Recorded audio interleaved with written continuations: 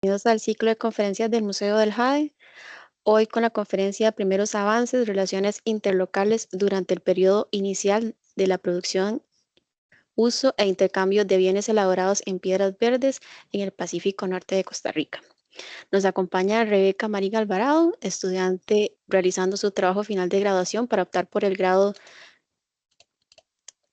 de licenciatura en antropología con énfasis en arqueología. Es bachiller en antropología. Además, asistente del Laboratorio de Conservación del Patrimonio Cultural, Centro de Investigaciones en Ciencias e Ingeniería en Materiales, y también realizó su pasantía profesional acá en el Museo del Jade. Rebeca, muchas gracias por acompañarnos y te damos el espacio para que puedas iniciar la conferencia. Buenas tardes a todas las personas que nos acompañan. Muchas gracias a Carolina por el espacio y por la presentación y al Museo del Jade por la pasantía que vengo realizando desde el año 2022. De hecho, este proyecto que les voy a presentar o estos avances, además de estar relacionados con mi trabajo final de graduación de modalidad tesis, también nace como parte de esta pasantía que he estado realizando. Entonces, muchas gracias por el espacio también para poder presentar los primeros avances que estamos obteniendo con esto. Entonces, para comenzar, vamos a hablar un poco de la zona de estudio en la que se enfoca esta investigación. Se encuentra en la región arqueológica Gran Nicoya, que abarca no solo el norte de Costa Rica, sino que inclusive también el sur de Nicaragua. Sin embargo, nosotros nos vamos a restringir al área conocida como Pacífico Norte.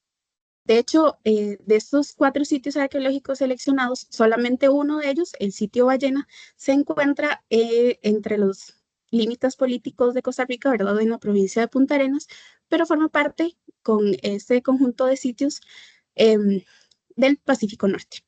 Entonces, estos sitios presentan unas características similares que nos han hecho seleccionarlos, ¿verdad? Como muestra de estudio. Y uno de ellos, o de los más importantes, sería que se han recuperado de ellos materiales, piedras verdes o jade social, asociado a un periodo cronológico que va desde el 500 a.C. al 300 después de Cristo.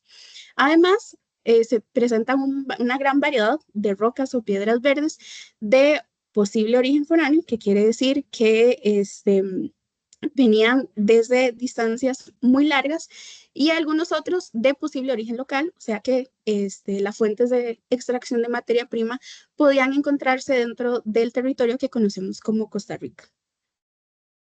En primer lugar, vamos a definir qué es para nosotros el jade social o las piedras verdes o rocas verdes.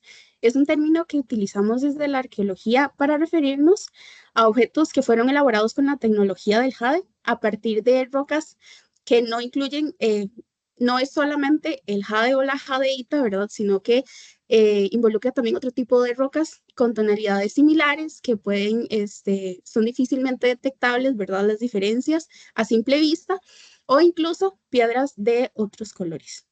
Además, gracias a otras investigaciones arqueológicas previas, se ha podido hacer una relación entre este tipo de objetos y la élite dentro de las sociedades antiguas. Quiere decir que estos artefactos estaban asociados a personas de un rango alto dentro de los diferentes grupos humanos. Y entre este conjunto de objetos podemos encontrar colgantes como los que vemos por acá.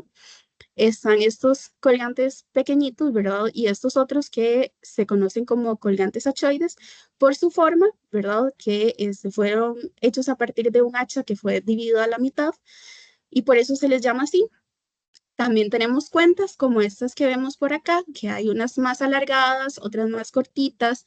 Podemos ver unas que son más bien circulares y otras incluso presentan decoraciones. También están las orejeras, que son estas que están por acá, e incluso se han recuperado de estos sitios arqueológicos herramientas para elaborar este tipo de objetos, como estos pulidores, que son estas piedritas que se ven más redondeadas, o estas otras alargadas que son puntas de taladro, que también se utilizaba para perforar ese tipo de bienes.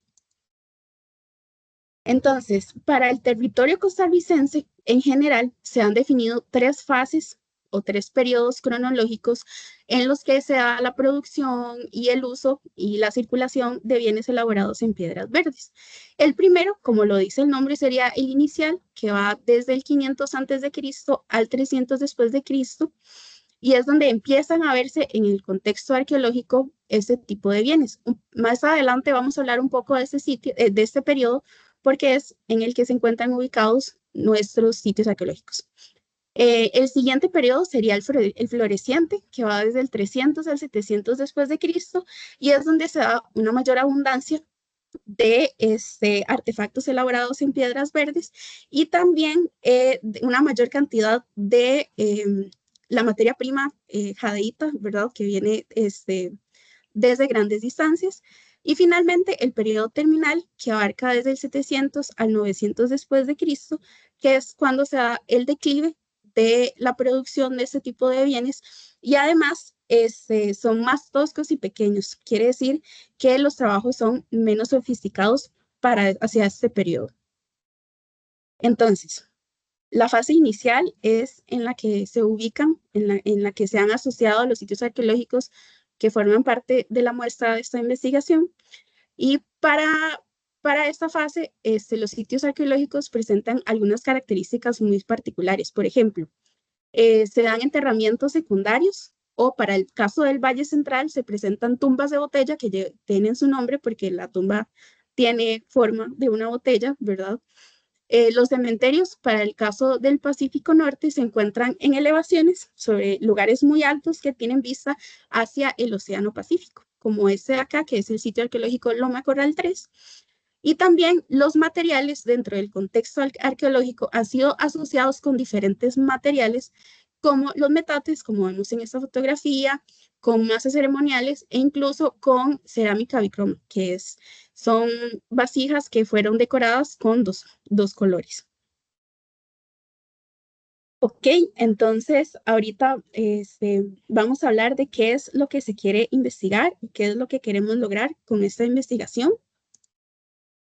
La pregunta de la que partimos ahorita es, ¿cuál fue el rol o el papel que cumplió la producción y consumo de bienes elaborados en piedras verdes como parte de las interacciones sociales establecidas en el Pacífico Norte de Costa Rica entre el 500 a.C. y el 300 después de Cristo? En otras palabras, sería como cuál es la importancia que tuvieron este tipo de bienes dentro de los intercambios o las interacciones que hubo entre distintos grupos humanos que habitaron el Pacífico Norte.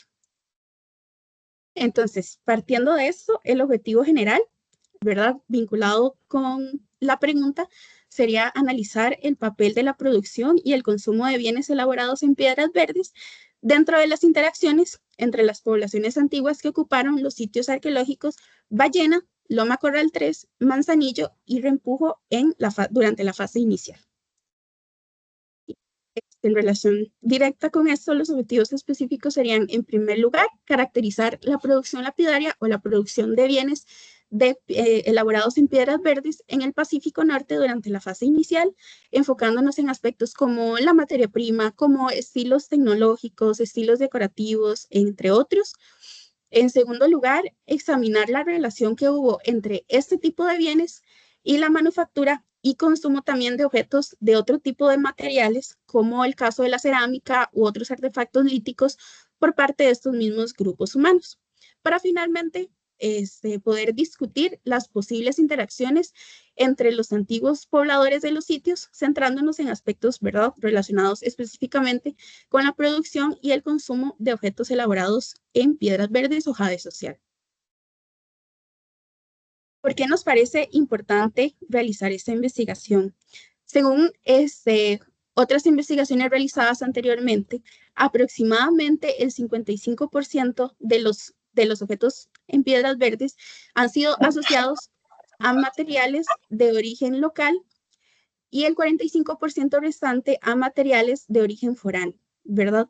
Y a nosotros nos interesa mucho conocer un poco más sobre los intercambios que se dieron entre los pobladores de esta zona, no solo con uno u otro tipo de material, sino abarcando los distintos tipos de materia prima. Además, nos parece importante conocer o profundizar un poquito más en el tema de las primeras interacciones que hubo en las que se involucró el JADE social, porque este periodo inicial ha sido uno de los menos estudiados desde la disciplina arqueológica. Como les mencionaba en el tema de la materia prima, han habido investigaciones anteriores desde otras disciplinas, como el caso de la geología, donde se ha hablado o se ha determinado yacimientos de diferentes tipos de materiales que podrían darnos pistas también sobre si estos eran las posibles fuentes de materia prima de la que se extrajeron los materiales para elaborar este tipo de bienes. Por ejemplo, la serpentina, que es esa estrellita que está por acá, se ubica cerca de dos de los sitios arqueológicos, ¿verdad? En la península de Santa Elena, y hay otras fuentes de materia prima de diferentes minerales que se encuentran cercanos a la ubicación de los sitios arqueológicos que hemos seleccionado. Entonces, a partir de esto, es posible contextualizar la circulación tanto de la materia prima como de los bienes ya terminados. La respuesta estaría relacionada con, depende del enfoque que le demos, ¿verdad?, a la investigación, y en este caso nos vamos a enfocar en las comunidades de práctica.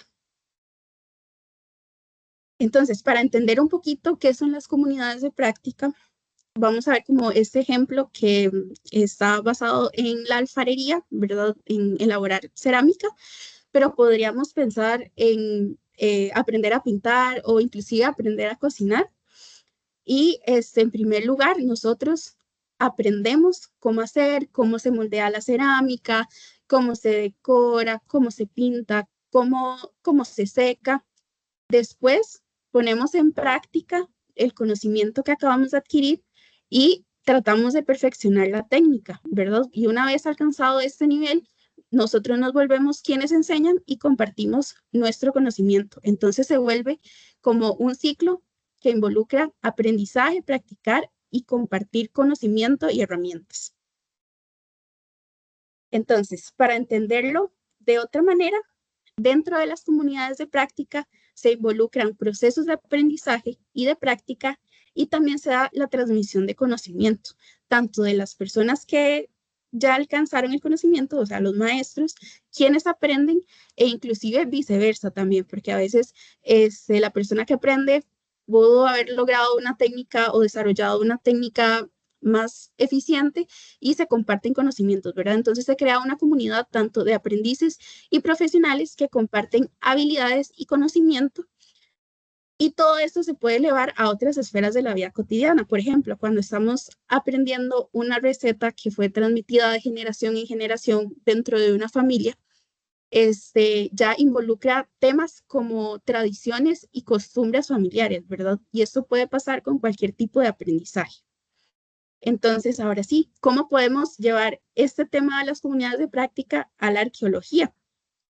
En este caso, podemos entender las comunidades de práctica como grupos de personas artesanas en las que se comparten conocimientos sobre cómo hacer diferentes tipos de objetos a partir de distintos tipos de materiales también, que se guían por una tradición local y reflejan sus costumbres, las formas de pensar, los usos también, y se construyen, se manifiestan y transforman en la práctica diaria. ¿Cómo podríamos ver esto en la manufactura de objetos elaborados en piedras verdes? Hay una serie de indicadores que nos pueden ayudar a poder responder a este tipo de preguntas.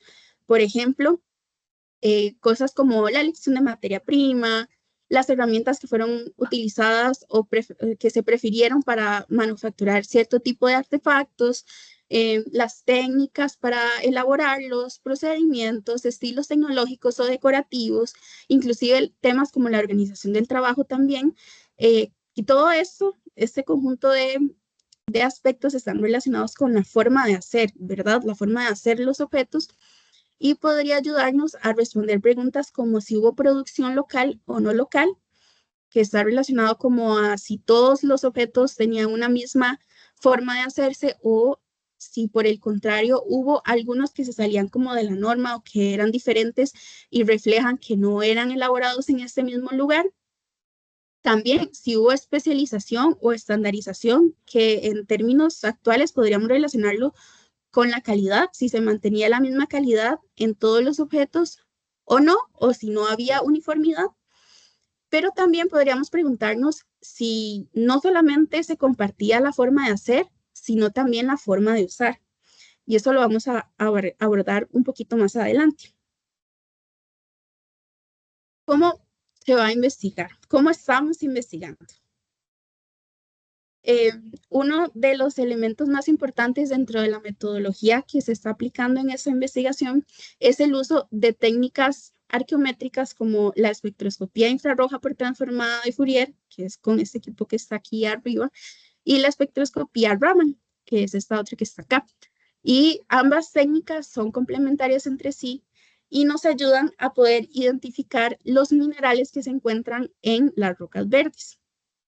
Entonces, por ejemplo, aquí en esta fotografía hay una serie de objetos de uno de los sitios arqueológicos que se analizan con estas técnicas y podemos, más adelante vamos a ver cómo comprender más o menos cuál fue la materia prima que se utilizó para elaborarlos.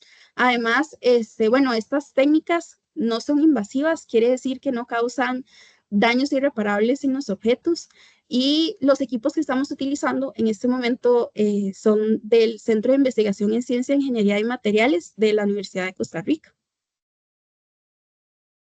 Otro de los aspectos importantes dentro de la metodología es el análisis formal estilístico de los objetos, de todos los objetos. Aquí pueden ver más o menos un colgante y nos estamos enfocando, ¿verdad?, en aspectos como las dimensiones, las formas de los objetos, el ancho, el largo, el grosor, ¿verdad?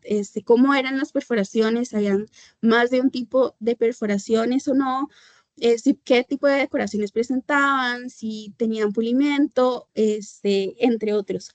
Y eso se complementa con el análisis de contexto, que está relacionado más que nada con cómo fueron encontrados estos objetos en el registro arqueológico, que es lo que nos va a ayudar a responder a la pregunta de si se compartían también formas de usar los objetos dentro de diferentes grupos humanos. Ahorita vamos a hablar un poco de los primeros avances que hemos tenido hasta ahorita. Nos vamos a centrar en el sitio arqueológico Loma Corral 3. La muestra que hemos analizado es un total de 71 objetos, ¿verdad? Que incluye diferentes tipos. En primer lugar, la mayor cantidad de muestras, que son 29, han sido colgantes achoides. En segundo lugar, los colgantes que no son achoides, son 23 muestras. En tercer lugar, las cuentas, que verdad, hay diferentes tipos de cuentas, serían 15 muestras. Y en último lugar, las orejeras, que han sido solamente 4. Con respecto a los motivos de los colgantes no achoides, ¿verdad? Específicamente, hemos encontrado dos motivos muy marcados, que son los zoomorfos y los avimorfos. Los zoomorfos quieren decir que tienen formas de animales o representaciones de animales. En este caso, es mamíferos en su mayoría, como estos que se ven acá, que según el criterio de personas expertas, podrían ser representaciones de pisotes o de ardillas, o este caso particular de este colgante que podría ser la representación de un armadillo. Para el caso de los avimorfos, en forma de ave, encontramos varios conjuntos de colgantes muy interesantes que tienen esta misma forma, ¿verdad? Sin embargo, dentro de este conjunto también se encuentran unas cuantas versiones un poco más estilizadas, pero que también forman parte de este tipo de aves. Para el caso de los colgantes achoides, se han identificado también objetos, representaciones zoomorfas, como este murciélago que tiene aquí serpientes en las dos alas, los avimorfos y antropomorfos, que son representaciones de personas. También nos hemos encontrado alguna que otra particularidad, ¿verdad?, dentro del conjunto de muestras que hemos analizado, como estos 3 colgantes achoides que se encuentran aún en proceso de trabajo. y se puede observar más que nada como que les faltan las perforaciones. Este de aquí tiene las marquitas donde se va a iniciar la perforación, pero no está terminado. Y este otro tiene la perforación solo por un lado. Y además de esto, hay algunas otras formas que son muy particulares y no se parecen a los conjuntos que analizamos anteriormente, como esta langosta, esta tortuga y estos dos tipos de aves también. Con respecto a algunas características respecto a la forma en la que fueron elaborados los objetos, enfocándonos en las perforaciones particularmente, ¿verdad? Identificamos al menos dos tipos de perforaciones, como esta que está por acá, que es más perpendicular, ¿verdad? Donde se perforaba el objeto desde dos puntos diferentes y se intersecaban, ¿verdad?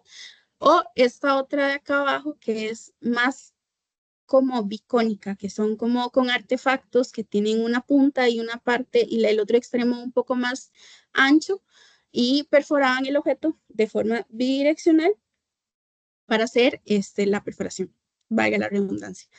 Em, Igual, entre estos objetos, entre los colgantes achoides y las cuentas, la mayoría de las perforaciones se encuentran en un rango entre 0.3 y 0.4 centímetros de diámetro. También con respecto a las características de la materia prima con la que fueron elaborados estos objetos, este gráfico que podemos ver por acá es el resultado de los análisis que habíamos mencionado de espectroscopía, perdón, de infrarroja por transformada de Fourier y espectroscopía Raman. Y con estos gráficos resultantes podemos identificar los minerales que están presentes en las rocas. Estos espectros pueden dar señales, ¿verdad?, sobre cada uno de los minerales y a partir de su comparación con bases de datos y algunas otras referencias podemos hacer relaciones entre los minerales y la materia prima. Por ejemplo, este colgante achoide de acá, este es el espectro de este objeto, está relacionado con la serpentina. Este colgante abimorfo también es más bien cuarzo. Y este último de acá sería jade.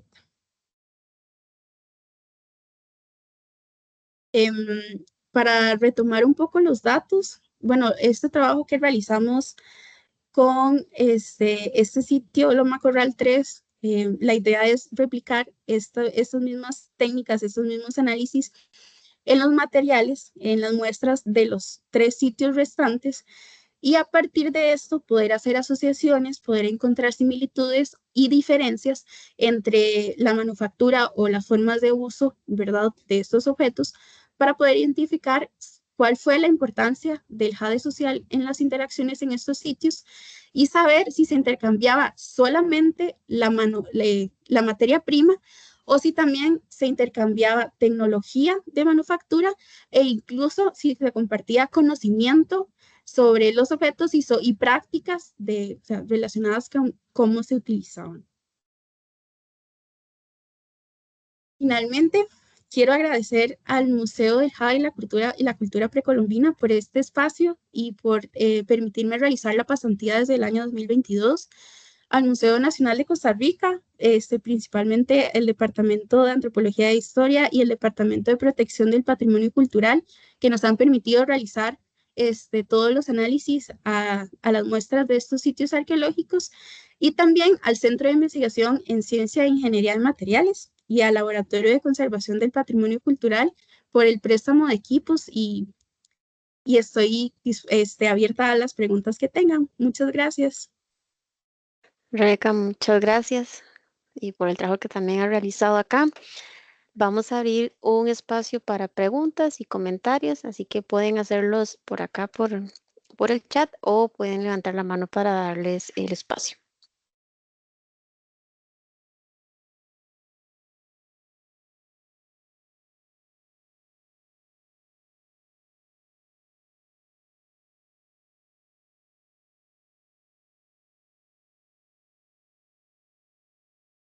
Tenemos a Robert. Adelante.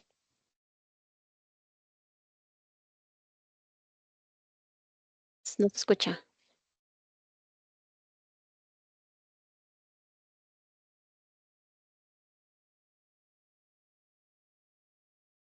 Robert, no sé si quieres abrir micrófono.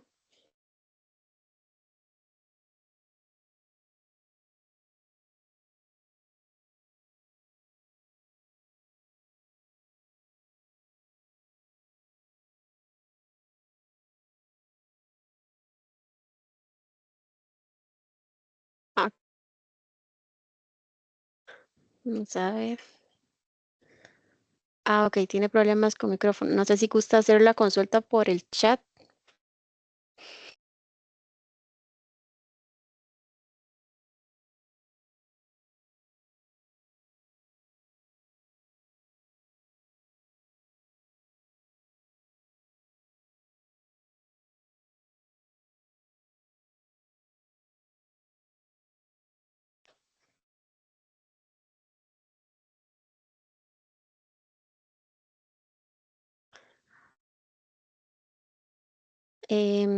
Rebeca acá, Robert dice que quiere felicitarla por tan clara exposición y agradecer el uso de un lenguaje tan lleno.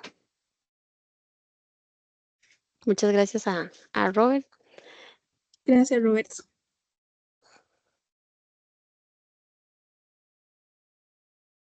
Y bueno, no tenemos consultas, entonces Rebeca, te agradecemos por este espacio y a Eh, las personas también que nos apoyan. Sergio, sí. sí, gracias.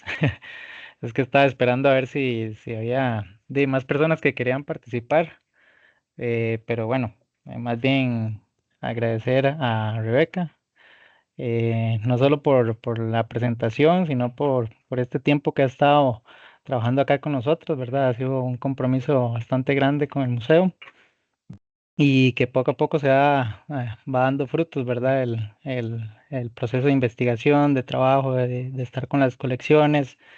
Entonces, bueno, felicitarla por todo este trabajo que ha hecho. Pero también tengo algunas preguntas que me gustaría hacerle. Bueno, en el caso de estas poblaciones, me pareció a mí como que se tomó de una premisa de que son diferentes, ¿verdad? Que entre sí hay algo, algunos aspectos o una cuestión, no sé si sea en contextos o algunos otros aspectos que ella ha ido viendo y que como una premisa de investigación se tiene de que hay diferencias entre ellas. ¿Es así o qué es lo que usted ha visto entre estas poblaciones? Y bueno, en esto, bueno, en lo que llevamos analizado, ¿verdad? De los diferentes sitios, hemos encontrado como diferencias en algunos de los artefactos, bueno, en algunos de los objetos, por ejemplo, si nos devolvemos un poquito aquí, eh, en estos objetos que son de Loma Corral 3, no hemos encontrado objetos iguales en los otros, en los materiales de los otros sitios. Bueno, estamos analizando colecciones, ¿verdad? No, no hemos participado, no he participado de los procesos de excavación, sino que Ujú, estamos analizando en el museo las colecciones. Y sí ha habido particularidades, ¿verdad? Como diferencias entre algunos objetos también, entre al menos algunos aspectos como las perforaciones son muy pocos, ujú, muy pocos objetos o muy pocas muestras que han tenido este tipo de perforación más como perpendicular y la mayoría se encuentran en Loma Corral 3, por ejemplo. La mayoría de los materiales en los otros sitios sí presentan este tipo de perforación más como icónica y en algunos casos es una perforación directa, ¿verdad? ujú, Solo ujú, desde un lado. Entonces, no podría afirmar, ¿verdad?, que estemos hablando de poblaciones que fueron diversas, ¿verdad? Sino que nosotros partimos del hecho de que pudo haber diferencias en los procesos de elaborar. Ujú, ujú, ujú.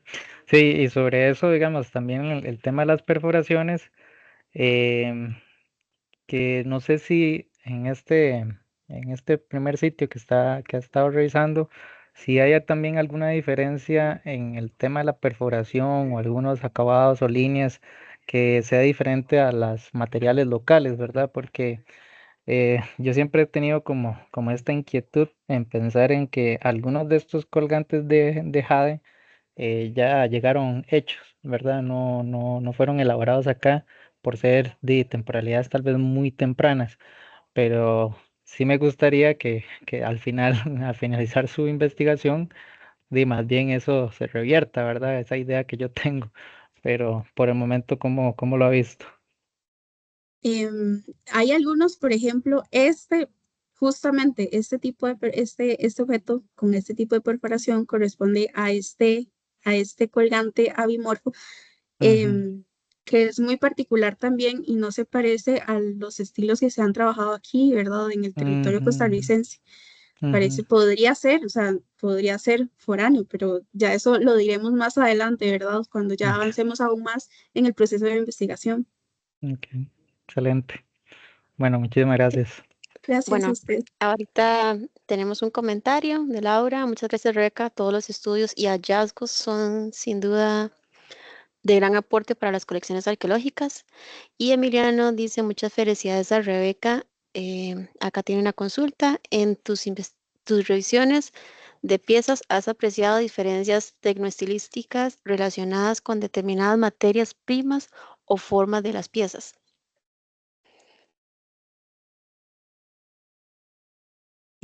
Sí, por ejemplo, bueno, con respecto a la parte estilística, em, los colgantes abimorfos, la mayoría, con respecto a los colgantes achoides, ¿verdad? Tienen esta forma particular de hacha, ¿verdad? Casi siempre son verticales. Y para el caso de los colgantes no achoides, tienen esta forma muy particular, ¿verdad? Es muy diferente esta representación de un ave a esta otra que está por acá, ¿verdad?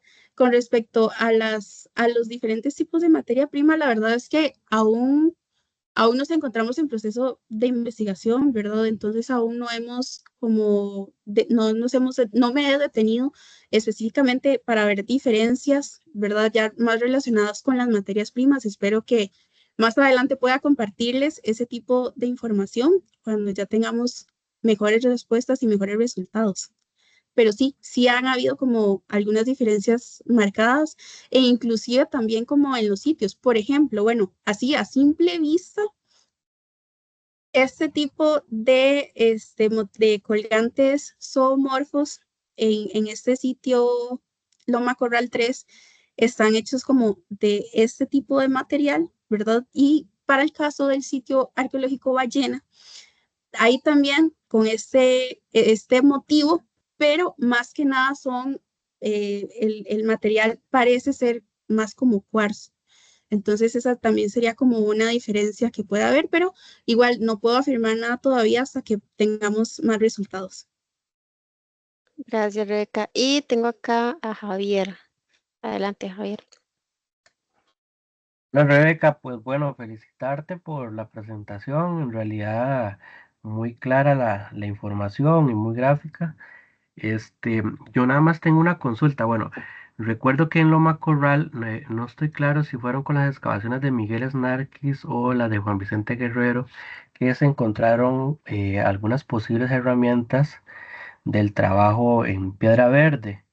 Quisiera saber si estás contemplando la posibilidad de analizar estos materiales como, digamos, complementando lo que consultaba Sergio de las perforaciones, ¿verdad? Si pudiera hacerse una corroboración de que si fueron usados para estos tipos de objetos o no. Inclusive, bueno, también no sé si conoces, pero en el sitio Manzanillo pareciera en algún momento Luis Sánchez propone el uso de algunas herramientas para estos fines. Entonces quisiera saber si en tu investigación lo estás contemplando. En primer lugar, bueno, gracias por la pregunta y la verdad es que en primer lugar no teníamos contemplado eso, pero conforme fuimos avanzando en el proceso de investigación empiezan a salir cosas que no pensábamos que iban a salir, ¿verdad? Y empezaban a surgir dudas. Aún no he analizado herramientas de Loma Corral 3, pero de Manzanillo estamos todavía, o sea, todavía estas semanas estamos analizando puntas de taladro del sitio Manzanillo. Y entonces sí me parecería muy importante también revisar las herramientas de Loma Corral 3 y poder complementar esta información con ese tipo de datos. Sería muy interesante.